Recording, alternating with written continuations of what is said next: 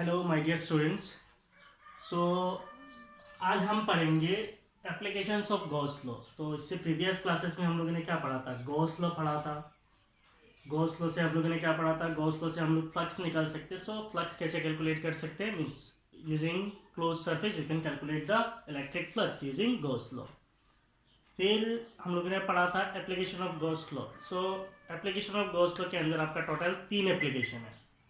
पहला एप्लीकेशन क्या है, electric field due to an uniformly charge infinite long thin charged wire.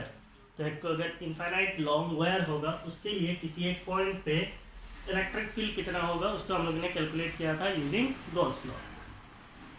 तो आज जो है वो है हमारा second application. What is the second application? It is electric field, means we are going to calculate the electric field due to an uniformly charge, means charge uniform होगा, plane sheet, कोई अगर एक प्लेन शीट होगा, plane sheet of charge.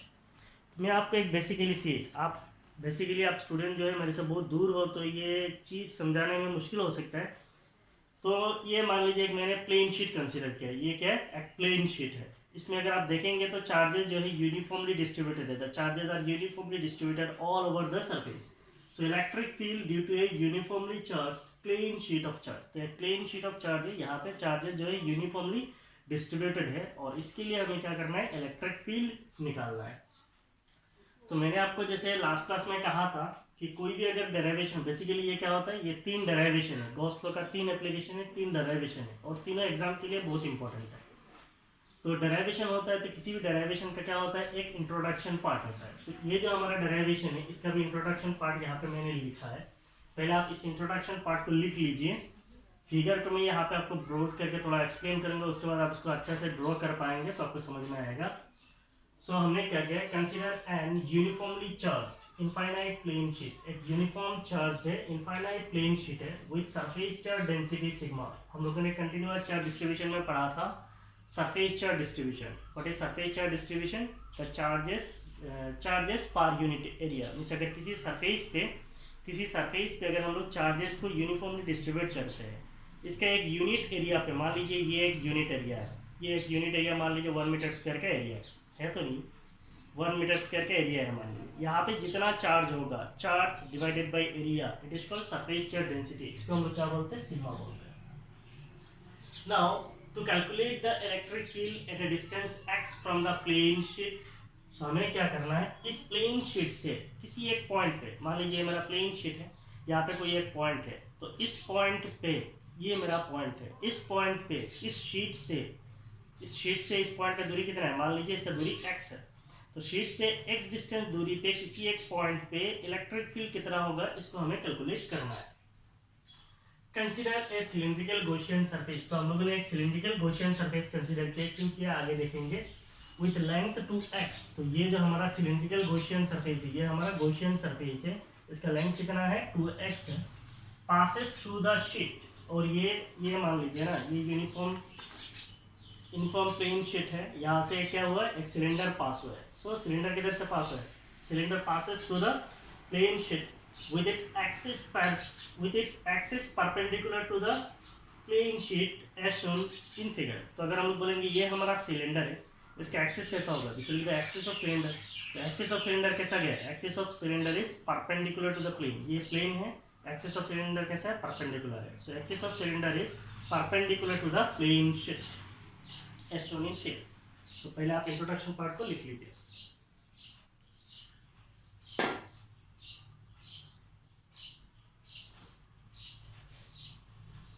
So we are going to calculate the electric field due to an uniformly charged infinite plane sheet at a point।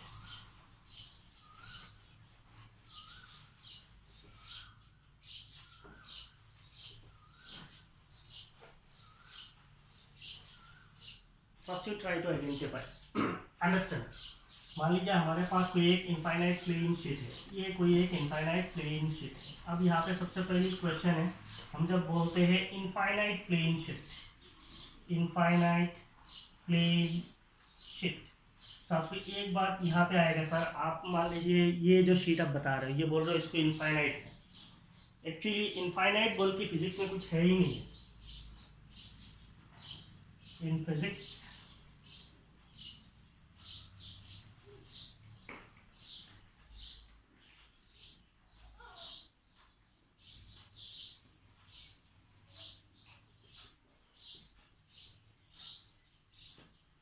हमेशा याद रखना, in physics infinite is a relative term. इसका मतलब क्या है?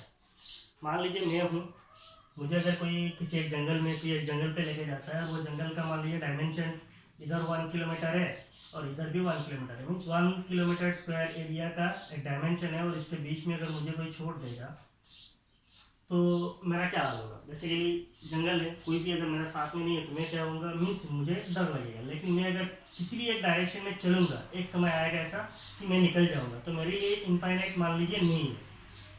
अगर वही मेरा एग्जांपल ले लीजिए, अगर कोई एक ऐसा जंगल है, यहाँ पे 100 किलोमीटर है और इधर 100 किलोमीटर है, और बीच में अगर कोई मुझे छोड़ देगा, तब मेरा क्या हाल होगा? मीन्स तब मेरे लिए ये इनफाइनाइट हो जाएगा, मीन्स मैं किधर भी जाके निकल नहीं पाऊंगा। इसका मतलब तब मेरे लिए वो इनफाइनाइट हो जाएगा। तो इनफाइनाइट फिजिक्स में बेसिकली क्या होता है? In physics infinite is a relative term. Basically ये रिलेटिव टर्म होता है। मान लीजिए मैं यहाँ पे हूँ, तो मेरे लिए ये जो बोर्ड है, मेरे लिए तो ये फाइनाइट है। मान लीजिए एक चिट्ठी है, अब वो चिट्ठी को मैं अगर बोर्ड के यहाँ पे छोड़ दूंगा, मीन्स कोई एंड है, अगर यहाँ पे छोड़ देंगे तो उस एंड का क्या हाल होगा? वो जिधर भी देखेगा उसके लिए वो इनफाइनाइट लगेगा, क्योंकि उसके उसके हिसाब से ये बोर्ड क्या है? इनफाइनाइट है। कहानी समझ में आया? तो हम लोग जब बोलते हैं इनफाइनाइट प्लेन शीट, तो ये हो गया इनफाइनाइट प्लेन शीट। तो ये तो बेसिकली 25 बाई 25 सेंटीमीटर का होगा, लेकिन ये इनफाइनाइट शीट है। क्यों इनफाइनाइट शीट है? क्योंकि इसका जो डिस्टेंस है, इसका जो डायमेंशन है, dimension means length into breadth जो है, लेंथ और ब्रेथ जो है, डायमेंशन के हिसाब से जो पॉइंट हम कंसीडर करेंगे, उस पॉइंट का डिस्टेंस बहुत कम होना चाहिए। मान लीजिए इसका डायमेंशन 25 सेंटीमीटर, इधर 25 सेंटीमीटर है, इससे अगर मैं 1 मिलीमीटर दूरी बोलूँगा, कितना है? 1 मिलीमीटर दूरी। तो डिस्टेंस 1 मिलीमीटर है और डायमेंशन लेंथ ब्रेथ जो है 25 सेंटीमीटर ईच है, तो ये डिस्टेंस के हिसाब से डायमेंशन बहुत बड़ा है, तब ये शीट जो है क्या हो जाएगा? इनफाइनाइट हो जाएगा। कहानी ठीक है?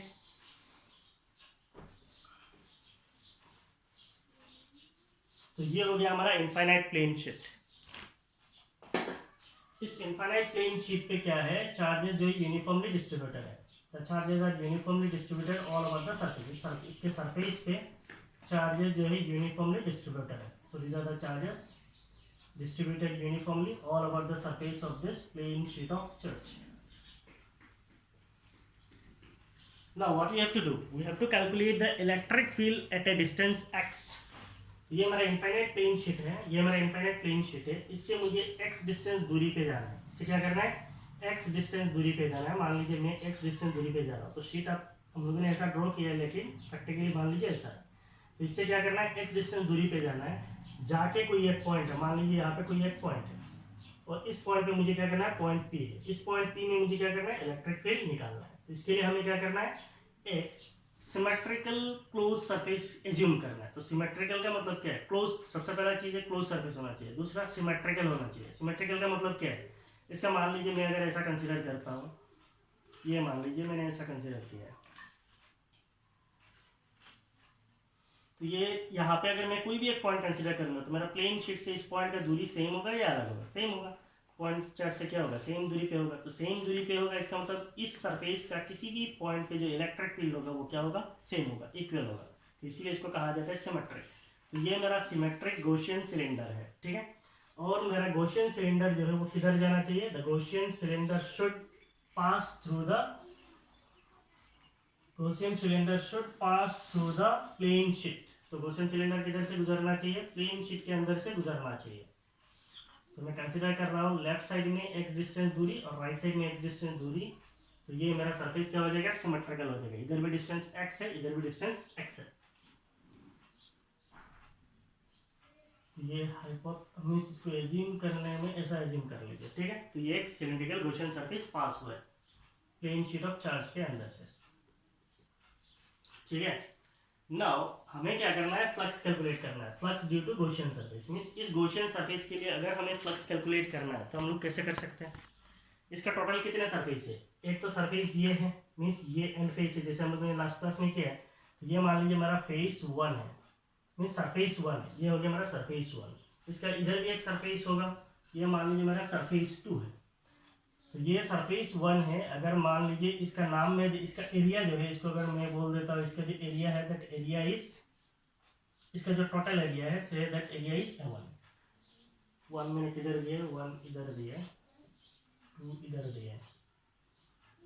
इसका जो सरफेस एरिया है, ये जो सरफेस एरिया कितना है, A2 है, और इसका जो सरफेस एरिया होगा वो कितना है, से A1 है। अब बोलेंगे सर ये A1 A2 तो इक्वल है। हाँ इक्वल है, बाद में हम लोग कर देंगे इक्वल, अभी के लिए पढ़ लीजिए। इसका सरफेस A2 है, इसका सरफेस A1 है। इसका और एक सरफेस बचा हुआ है मेरा गॉसियन सरफेस, गॉसियन जो मैंने क्लोज सरफेस कंसीडर, इसका टोटल 3 सरफेस है, एक तो ये, दूसरा ये, और एक सरफेस है ये है थर्ड सरफेस, जिसको हम क्या बोलते हैं, कर्व्ड सिलिंड्रिकल सरफेस। तो इसका मतलब कर्व्ड सिलिंड्रिकल सरफेस और एक है, ये हो गया थर्ड वाला ना। इसका अगर मैं एक छोटा सा एलिमेंट कंसीडर करता हूँ, इस छोटा इसका जो ये जो सरफेस है, ये सरफेस से मैंने छोटा सा एक एलिमेंट कंसीडर किया, ये छोटा सा एलिमेंट है। तो ये छोटा सा जो एलिमेंट होगा, इसका एरिया वेक्टर कैसे होगा, area vector is always perpendicular. कैसा होगा, area vector is always perpendicular, means ऐसे होगा। तो ये हो गया मेरा छोटा सा एरिया से DA2 वेक्टर। ये पूरा एरिया A2 है, इसका छोटा सा एरिया क्या है, DA2, तो DA2 वेक्टर हो गया ना। अगर मैं यहाँ से इलेक्ट्रिक फील्ड गुजारूंगा तो इलेक्ट्रिक फील्ड कैसे होगा, electric field is positively charge है, तो सरफेस से कैसा होगा, बाहर की तरफ जाएगा, outward. So outward normal is, ये हो गया आपका electric field vector. Electric field कैसे जाएगा, ऐसे जाएगा। एरिया वेक्टर कैसा है, ऐसा है ना। अगर मैं इस सरफेस पे कंसीडर करता हूँ, तो ये जो प्लेन शीट है, इसको हम लोगों ने बोला है इनफाइनाइट प्लेन शीट है। तो आप ऐसे सोचना नहीं है कि चार्ज इधर है और इधर नहीं है, तो ये इधर चार्ज नहीं है, ऐसा नहीं सोचना है खाली चार्ज इधर है इधर नहीं है। इनफाइनाइट शीट है, मीन्स इनफाइनाइट थिन है, मीन्स ये बहुत पतला है। तो अगर चार्ज यहाँ पे है, जितने चार्ज यहाँ पे है उतने ही चार्ज यहाँ पे है, तो सीधा आप ऐसे समझ सकते हैं कि एक ही लेयर चार्ज है। कितना चार्ज का लेयर है, एक लेयर का चार्ज है। तो अगर यहाँ पे जितने चार्ज का लेयर होगा उतना ही चार्जेस यहाँ पे भी होगा। तो इसका मतलब वही चार्ज के लिए गॉसियन सरफेस का इधर भी होगा। तो इसका मतलब अगर यहाँ से मैं छोटा सा एक एरिया कंसीडर करता हूँ, ये हो गया छोटा एरिया। पूरा एरिया कितना है, पूरा एरिया A1 है। इसका छोटा एरिया कितना होगा, छोटा एरिया होगा DA1। इसको अगर वेक्टोरिकली लिखूंगा तो ये मान लीजिए DA2 वेक्टर। और इलेक्ट्रिक फील्ड कैसा होगा, इधर भी पॉजिटिव चार्ज है, तो इलेक्ट्रिक फील्ड कैसे जाएगा, ऐसे। तो इलेक्ट्रिक फील्ड को हम लोग कैसे रिप्रेजेंट कर सकते हैं, ये हो गया हमारा इलेक्ट्रिक फील्ड वेक्टर से, this is our electric field vector. अब एरिया वेक्टर कैसा है, ऐसा है। इलेक्ट्रिक फील्ड वेक्टर कैसा है, ऐसा है, they are in the same direction. यहाँ पे इलेक्ट्रिक फील्ड वेक्टर कैसा है, ऐसा है, और एरिया वेक्टर कैसा है, ऐसा है। इसका मतलब सेम डायरेक्शन पे है। और एक सरफेस बचा हुआ है, कौन सा सरफेस बचा हुआ है, ये सरफेस बचा हुआ है, कर्व्ड सिलिंड्रिकल सरफेस। तो ये हमारा थर्ड सरफेस है, कर्व्ड सिलिंड्रिकल सरफेस। तो इससे अगर हम लोग एक छोटा सा एलिमेंट कंसीडर करते हैं, ये छोटा सा एलिमेंट है, इस पे अगर एरिया वेक्टर ड्रॉ करेंगे तो कैसा होगा, इसका एरिया वेक्टर कैसा होगा, ऐसा होगा। किसी भी पॉइंट पे अगर ले लो कैसा होगा, perpendicular to the surface at each and every point. तो यहाँ पे अगर लेंगे तो इसको हम लोग क्या बोल सकते हैं, DA3 वेक्टर।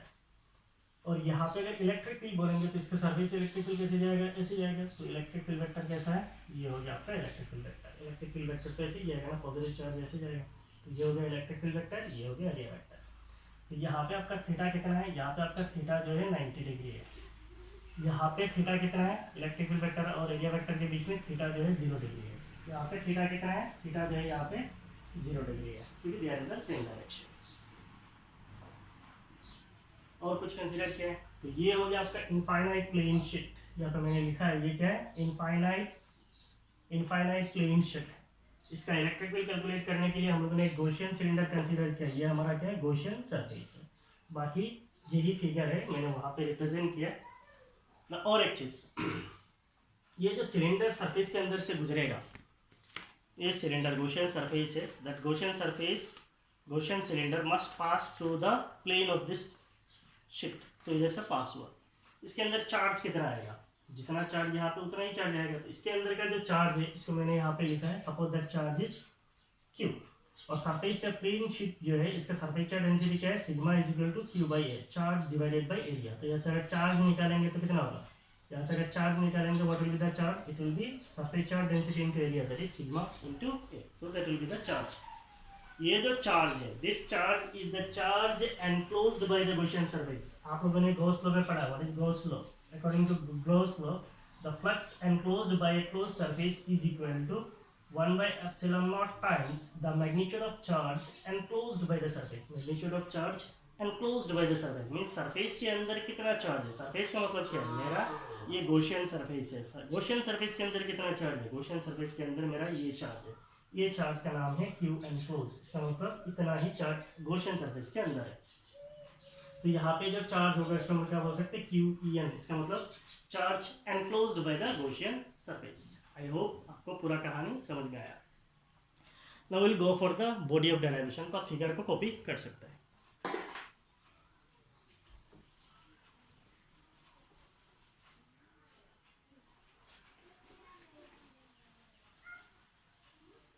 आपका डेरिवेशन में टोटल कितने पार्ट्स हैं? 4 पार्ट है। पहले introduction, figure, body of derivation, conclusion. Introduction part हो गया, ये हमारा फिगर हो गया। अब हम जाएंगे डेरिवेशन का बॉडी में। So what will be the flux through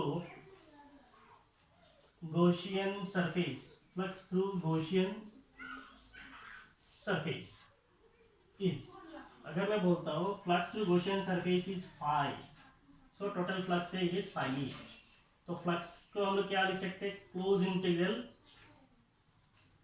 E vector dot ds vector. मान लीजिए इसका पूरा सरफेस मीन्स मेरा ये गॉसियन सिलेंडर ही कंसीडर करता हूँ, ये मेरा गॉसियन सिलेंडर है। इस गॉसियन फाई का मतलब क्या है? Flux enclosed by the Gaussian surface. का मतलब ये जो मेरा गॉसियन सरफेस है, ये गॉसियन सरफेस टोटली कितना फ्लक्स एनक्लोज करता है? ये इंटीग्रेशन के साथ मैंने क्लोज दिया है। इसका मतलब क्या है? क्लोज्ड इंटीग्रल है। इसका मतलब ये पूरा सरफेस पे कवर करेगा।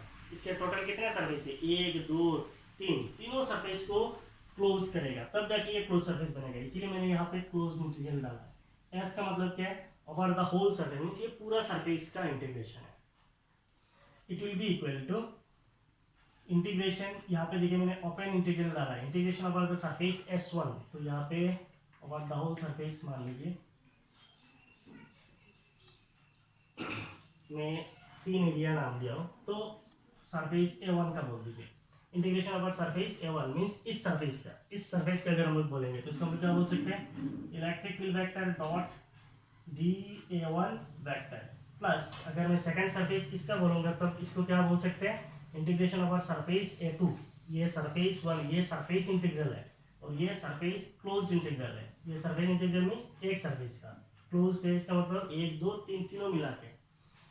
सो सेकंड हम लोग इसके लिए कर रहे हैं, एरिया A2 के लिए कर रहे हैं, इसको लिख सकते हैं integration of A2 E vector dot dA2 vector. Third surface कौन सा है? ये है, इसके लिए भी ऐड करेंगे तो integration A3 E vector dot dA3 vector.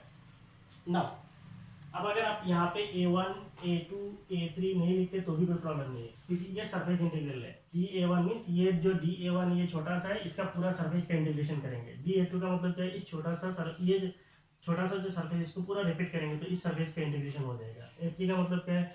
इस सरफेस का छोटा सा है तो उसको अगर हम लोग पूरा इंटीग्रेट करेंगे तो पूरा सरफेस का फ्लक्स आ जाएगा। तो इस सरफेस का फ्लक्स, इस सरफेस का फ्लक्स और इसका फ्लक्स तीनों को ऐड करेंगे तो गॉसियन सरफेस का टोटल फ्लक्स आ जाएगा। नाउ हम लोग टोटल फ्लक्स फाई को क्या लिख सकते हैं? Total flux phi can be written as integration of dot product है तो इसको हम लोग क्या कर सकते हैं? ई dA1 cos थीटा बोल के लिख सकते हैं, plus integration of E dA2 cos theta लिख सकते हैं, plus integration of E dA3 cos theta लिख सकते हैं। नाउ सरफेस 1 कौन सा है? ये हमारा सरफेस 1 है, इसका इलेक्ट्रिक फील्ड वेक्टर, सॉरी ये सरफेस 1 है। तो सरफेस 1 के लिए इलेक्ट्रिक फील्ड वेक्टर और एरिया वेक्टर के बीच में एंगल थीटा कितना है? थीटा 0 डिग्री है। तो इसको हम क्या लिख सकते हैं? cos 0 degree. सरफेस 2 कौन सा है? ये हमारा सरफेस 2 है, electric field vector area vector same direction में है, तो यहाँ पे थीटा कितना लिख सकते हैं? थीटा यहाँ पे भी 0 डिग्री है। तो सरफेस 2 के लिए भी हम लोग क्या लिख सकते हैं? cos 0 degree.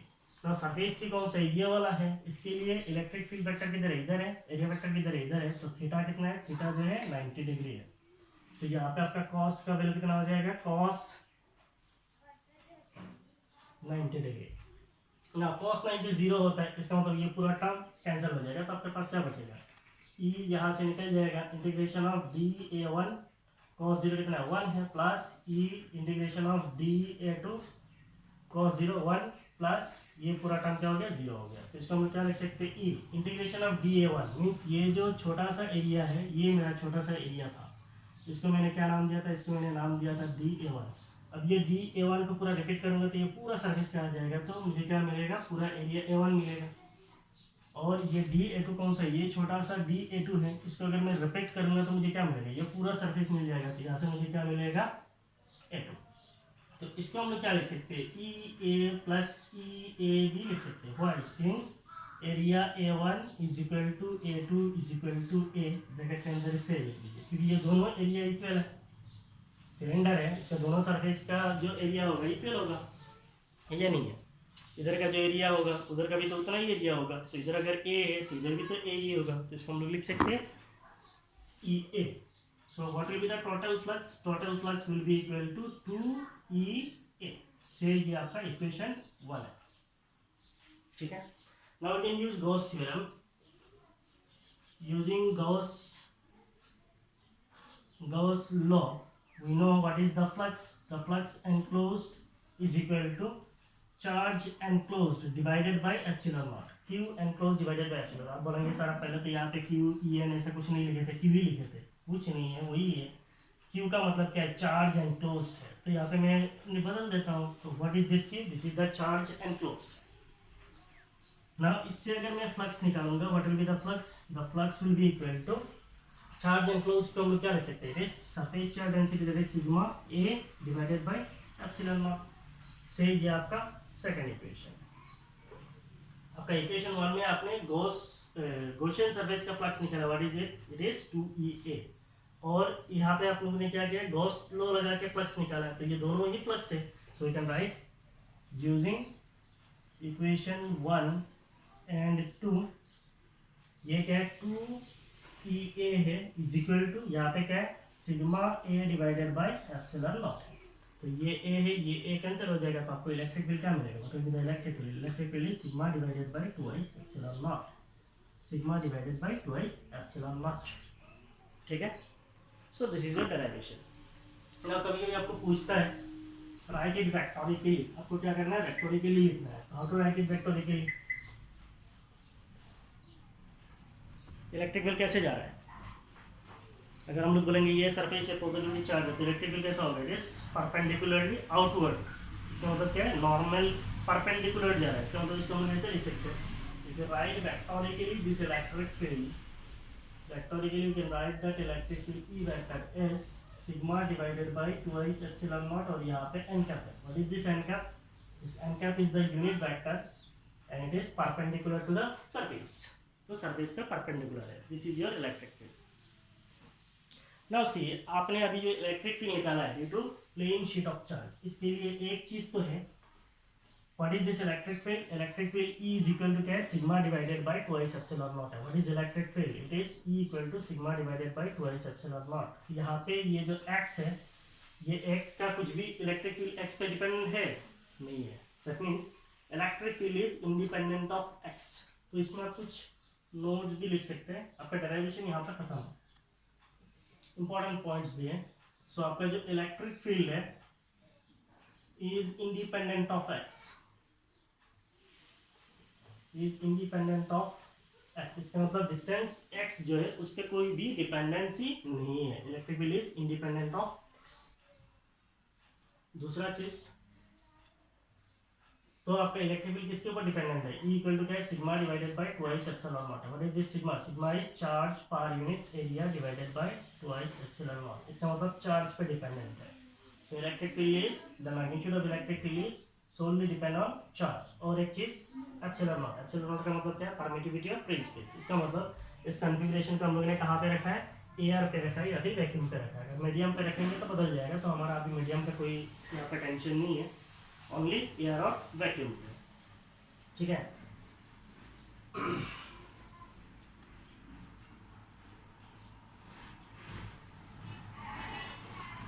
ये पहला पॉइंट है। दूसरा पॉइंट बोल के ऐसे भी लिख सकते हैं,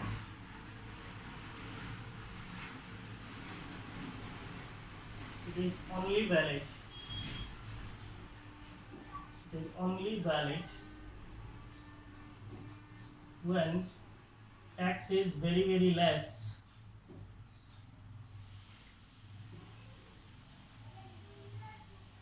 x is very small, as compared to the dimension. X is very very small as compared to the dimension of sheet. आपका जो शीट है उस शीट का जो डायमेंशन है उस डायमेंशन के हिसाब से x जो है वो क्या होना चाहिए, बहुत छोटा होना चाहिए। मैंने पहले ही बोला था इनफाइनाइट कब होगा, जैसे अगर ये प्लेन शीट है, इसका मान लीजिए 25 सेंटीमीटर 25 सेंटीमीटर 25 सेंटीमीटर 25 सेंटीमीटर है, तो इससे अगर 1 मिलीमीटर दूरी पे बोलेंगे तो ये x जो डिस्टेंस है ये बहुत छोटा है, इसके हिसाब से इसका जो डायमेंशन है वो बहुत बड़ा है, तब जाके ये इनफाइनाइट प्लेन शीट की तरह एक्ट करेगा और आपका जो फॉर्मूला है तभी वैलिड होगा, अदरवाइज वैलिड नहीं है। तो अभी आपका वैलिड नहीं है, उस पर टेंशन नहीं है, वैलिड है, इसका मतलब x जो है वो बहुत छोटा होना चाहिए। So this is about the electric field due to an infinite plane sheet of charge.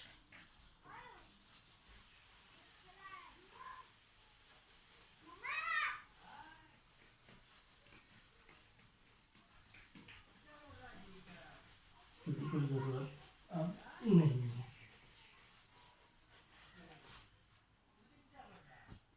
Next, मान लीजिए मैं अगर आपको बोलता हूँ आपके पास एक प्लेट इधर है, इनफाइनाइट प्लेट है, और एक प्लेट यहाँ पे भी है, वो भी इनफाइनाइट प्लेट है। This is also an infinite plate. Now एक प्लेट जो है पॉजिटिवली चार्ज है, so we have two infinite plates, one of the plate is positively charged and the other plate is negatively charged। जो दूसरा plate है वो completely negatively charged है। मान लीजिए इसके ऊपर चार्ज क्यू है और इसके ऊपर चार्ज माइनस क्यू है, इसका मतलब दोनों चार्ज का मैग्नीट्यूड बराबर है, इसमें जितना चार्ज है इस पर भी उतना ही चार्ज है, दोनों इनफाइनाइट प्लेन शीट है। नाउ इफ आई कंसीडर, मान लीजिए से यहाँ पे कोई एक पॉइंट, यहाँ पे एक पॉइंट और यहाँ पे एक पॉइंट लेता हूँ, तो इसका मतलब एक पॉइंट मेरे लेफ्ट साइड में दिया है, मीन्स मान लीजिए मेरा प्लेट 1 है, तो नाम बदल देते हैं, मान लीजिए ये पॉइंट ए है, ये पॉइंट बी है और ये पॉइंट सी है, और हमारे पास दो प्लेट है, ये मेरा प्लेट 1 है, ये प्लेट 1 है और ये प्लेट 2 है। आपको कहा गया है कि पॉइंट ए, पॉइंट बी और पॉइंट सी में इलेक्ट्रिक फील्ड का इंटेंसिटी कितना होगा। ना ये चीज़ जो ये इसका जो कॉन्सेप्ट है इसका आगे आपको कैपेसिटर में भी यूज होगा, तो थोड़ा अच्छे तरीके से समझिए। पॉइंट ए, पॉइंट बी और पॉइंट सी में इलेक्ट्रिक फील्ड कितना होगा ये आपको कैलकुलेट करना है, कर सकते हैं।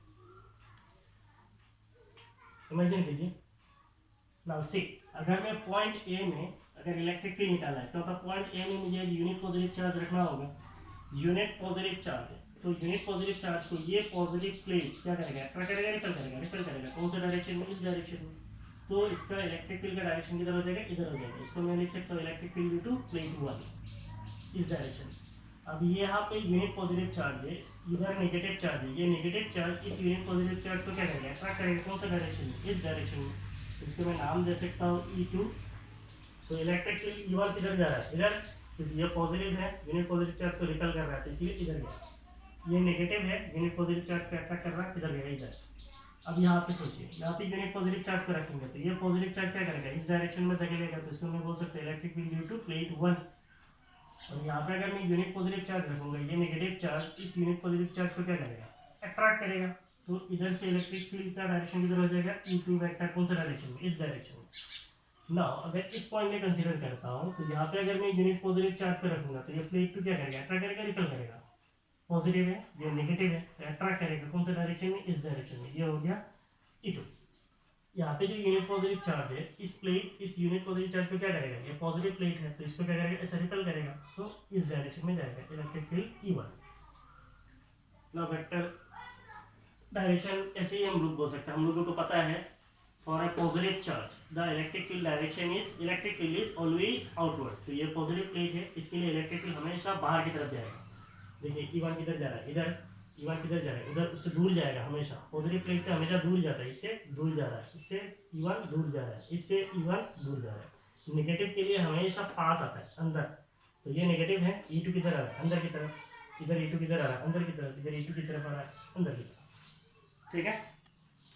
नाउ पॉइंट ए में अगर आप नेट इलेक्ट्रिक फील्ड निकालेंगे ये, तो आपको क्या मिलेगा, E1 minus E2। Point B में अगर आप निकालेंगे तो क्या होगा, पॉइंट बी में अगर इलेक्ट्रिक फील्ड निकालेंगे, इलेक्ट्रिक फील्ड बी, तो आपको क्या मिलेगा, E1 प्लस E2। और पॉइंट सी में अगर निकालेंगे तो आपको इलेक्ट्रिक फील्ड क्या मिलेगा, इट इज E1 माइनस 1 किधर इधर है, सो E1 माइनस E2। यहाँ पे हम लोगों ने क्या किया है, माइनस लिखा। क्यों लिखा? क्योंकि ये दोनों फील्ड अपोजिट डायरेक्शन में, तो एक दूसरे को कैंसिल करेगा। E1 E2 सेम डायरेक्शन में, तो यहाँ पे क्या होगा, ऐड होगा। यहाँ पे अपोजिट डायरेक्शन में, तो क्या होगा, कैंसिल होगा ना। हमें पता है E1 is equal to E2 means electric field due to charge 1, electric field due to plate 1 and electric field due to plate 2 equal है। What is that? It is equal to sigma divided by 2 epsilon. तो पहले हम लोगों ने derive किया infinite plane sheet के लिए ये इक्वल होता है और it is independent of x. इसका मतलब ये पॉइंट यहाँ पे रखूँ, यहाँ पे रखूँ, यहाँ पे रखूँ, यहाँ पे रखूँ, कहीं पे भी रखूँ, प्लेट के इस साइड में होना चाहिए। और ये पॉइंट किधर भी हो सकता है दोनों के बीच में, ये पॉइंट इस प्लेट के उस साइड में किधर भी हो सकता है, तो एक्स पे डिपेंडेंट नहीं है। E1 E2 मेरा बराबर है, that is sigma bye 2 epsilon naught है। सो इसका मतलब पॉइंट ए में नेट इलेक्ट्रिक फील्ड कितना होगा, पॉइंट ए में नेट इलेक्ट्रिक फील्ड होगा 0। पॉइंट बी में बीच में नेट इलेक्ट्रिक फील्ड कितना होगा, sigma divided by 2 epsilon not plus sigma divided by 2 epsilon not. तो आपको क्या मिलेगा, 2 सिग्मा बाय 2 एप्सिलॉन नॉट। इसका मतलब पॉइंट बी में आपको जो नेट इलेक्ट्रिक फील्ड मिलेगा that will be sigma divided by epsilon naught है। पॉइंट सी में अगर आप बोलेंगे so what will be electric field at point C, sigma divided by 2 epsilon naught minus sigma divided by 2 epsilon naught is equal to 0। इसका मतलब इस side में electric field, net electric field कितना है, 0 है। इस साइड में नेट इलेक्ट्रिक फील्ड कितना है, 0 है। बीच में नेट इलेक्ट्रिक फील्ड कितना है, sigma divided by epsilon naught है। समझ में आया? कॉपी कर सकते हैं।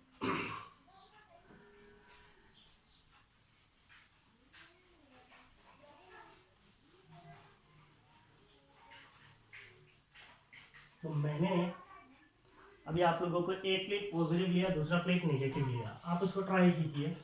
अगर हम लोग इधर एक पॉजिटिव प्लेट लेते हैं और एक दूसरा पॉजिटिव प्लेट लेते हैं, ये भी पॉजिटिव है और ये भी पॉजिटिव है, तब इलेक्ट्रिक फील्ड क्या होगा, इधर कितना होगा, इधर कितना होगा, इधर कितना होगा। दूसरा आप ऐसे ट्राई कीजिए। मान लीजिए यहाँ पे एक नेगेटिव प्लेट है और यहाँ पे एक नेगेटिव प्लेट है, ठीक है, ये नेगेटिव प्लेट है, ये भी नेगेटिव प्लेट है। अब इधर इधर इधर कितना होगा, इधर कितना होगा, इधर कितना होगा, इधर कितना होगा। दो प्लेट है, इनफाइनाइट प्लेट है, दोनों पॉजिटिव चार्ज है, इसमें भी प्लस क्यू है, इसमें भी प्लस क्यू है। इस प्लेट के इस साइड में कितना होगा, बीच में कितना होगा, इधर कितना होगा। इस दोनों प्लेट जो है इनफाइनाइट प्लेट है, दोनों पे चार्ज माइनस क्यू है। इसके लेफ्ट साइड में कितना होगा, बीच में कितना होगा, राइट साइड में कितना होगा, निकालना।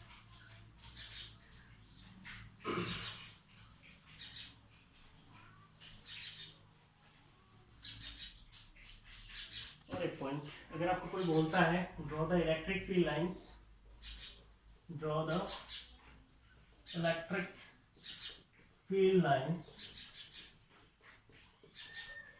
between two infinite plane sheet, between two infinite plane sheet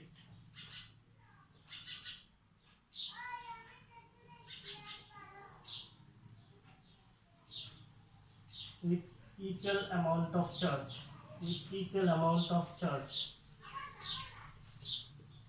but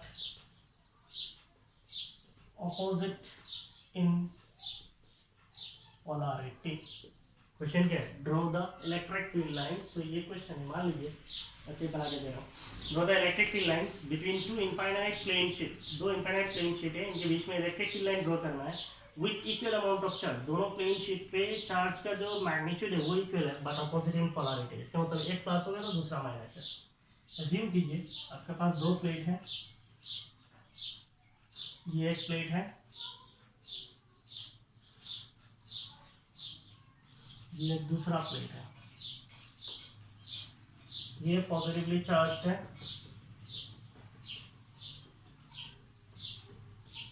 और ये नेगेटिवली चार्ज्ड है। तो एक प्लेट पॉजिटिवली चार्ज है, दूसरा प्लेट नेगेटिवली चार्ज है, इसके बीच में इलेक्ट्रिक फील्ड लाइन ड्रॉ करना है। कर सकते हैं? हमें पता है इस रीजन में इलेक्ट्रिक फील्ड कितना होता है, यहाँ पे इलेक्ट्रिक फील्ड 0 होता है, इधर इलेक्ट्रिक फील्ड कितना होता है, इलेक्ट्रिक फील्ड यहाँ पे भी 0 होता है। इसका मतलब दोनों प्लेट के, ऐसे इमेजिन कीजिए इधर एक प्लेट है, इधर एक प्लेट है, ये पॉजिटिव प्लेट है, ये नेगेटिव प्लेट है। इस प्लेट के इस साइड में कोई भी फील्ड नहीं होगा, इस प्लेट के इस साइड में कोई भी फील्ड नहीं होगा। फील्ड कहाँ पे होगा, बीच में, क्योंकि यहाँ पे इलेक्ट्रिकल इंटेंसिटी 0 है, यहाँ पे भी इलेक्ट्रिकल इंटेंसिटी 0 है, ठीक है।